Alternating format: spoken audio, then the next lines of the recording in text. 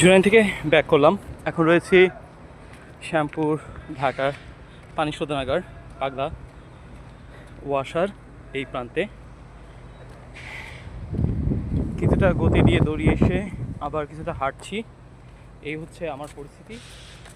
আসলে 2 ঘন্টা পার হয়ে গেলে আর রোদ উঠলে সেক্ষেত্রে নিজের শরীরের তাপমাত্রা এবং নিজেকে নিয়ন্ত্রণ করা অনেক কষ্ট।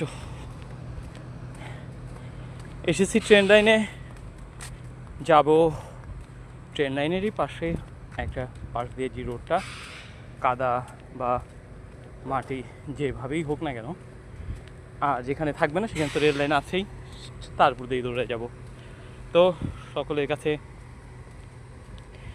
এটুকুই প্রত্যাশা যে দোয়া করবেন, লাইক কমেন্টস আর ফলো করে আমাকে উৎসাহিত করবেন।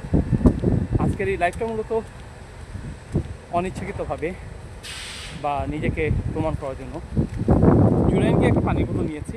তার এক পর্যন্ত প্রায় 10.5 বা 11 কিলোমিটার আমার পানি কিনতে গিয়ে 11 কিলোমিটার হয়ে গেছে, গিয়ে 11 কিলোমিটার।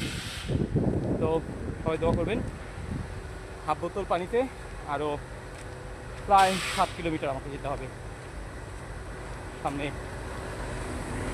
সেই ব্রিজ, পদ্মা সেতুর জন্য যেটি চলে গেছে রেল লাইনের ঢাকা থেকে, তার দেখতেই পাচ্ছেন আপনারা। তো সাথেই থাকুন, পরবর্তী রিলে দেখতেই পাচ্ছেন একটু দৌড়িয়ে আসলাম, একটু হিল রানের একটু প্র্যাকটিস হয়ে গেল।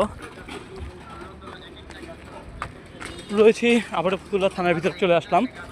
একটু জগিং, একটু রানিং, এইভাবেই চলছে। বন্ধুরা পাশে থাকবেন। দৌড়াচ্ছি, কখনো অফ রোডে কখনো রেল লাইনে। শরীরের নিঃশ্বাস অনেক গরম হচ্ছে, এই জন্য আবার হাঁটা শুরু করলাম।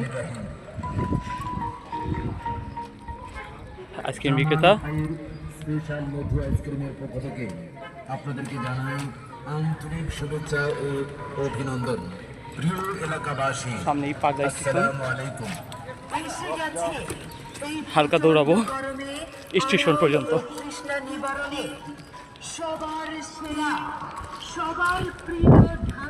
সবাইকে আবারও বলছি, এই ভিডিওটা সিরিয়ালে দেখবেন, কারণ এটি একটা কঠিন চ্যালেঞ্জ ছিল আমার জন্য। যাবো একটা নির্দিষ্ট দূরত্বে, ঠিক সেই দূরত্বে ব্যাক করে আবার ফিরে আসবো যেখান থেকে শুরু করেছিলাম।